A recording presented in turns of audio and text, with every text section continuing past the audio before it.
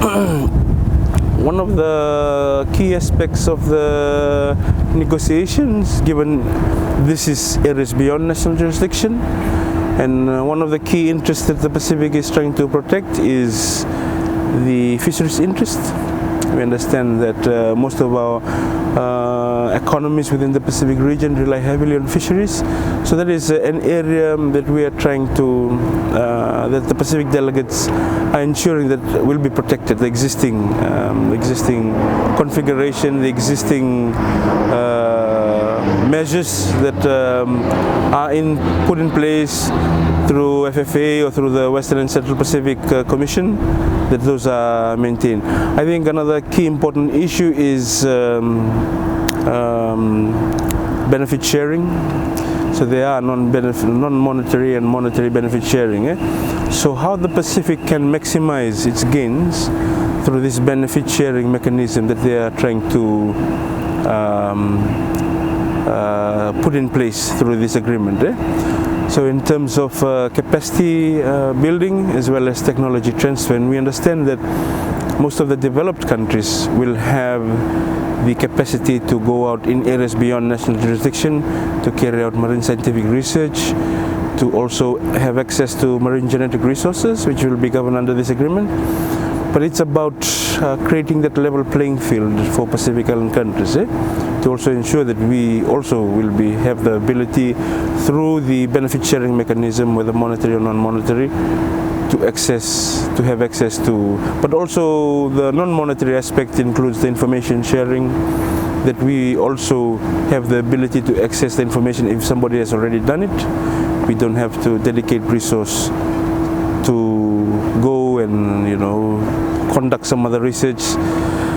So I think in terms of the benefit sharing, that is one aspect, and the capacity building and tech transfer is another aspect that the Pacific is trying to maximize out of this. I think one other aspect is in the area-based management tools, just ensuring that the Pacific will be able to also have say in terms of what conservation measures are being put outside of our national jurisdiction. And I think that is well in line with what the leaders are envisaging for Blue Pacific, having that control over the continent that we have. And I think one other aspect we can say is just the overall intention of the convention, which is conservation of marine biological diversity. Of course, the developed countries they would want free and open access to everything. But of course, the Pacific is wanting to ensure there are measures in place, there are checks and balances, there's a traceability mechanism that will allow for that when genetic resources are being taken, that there are some sort of returns for the developed countries, for the developing countries. And I think lastly is traditional knowledge, that is, as mentioned in a number of occasions earlier, it's a unique position for the Pacific, traditional knowledge. And we are pushing, not only for the use of information, that the use of traditional knowledge for commercial use by, by external partners or external stakeholders, there's some level of accountability to be put in place. And also we understand that the sensitivity in sharing of information by traditional knowledge holders. But of course, in this aspect is to complement the science out there.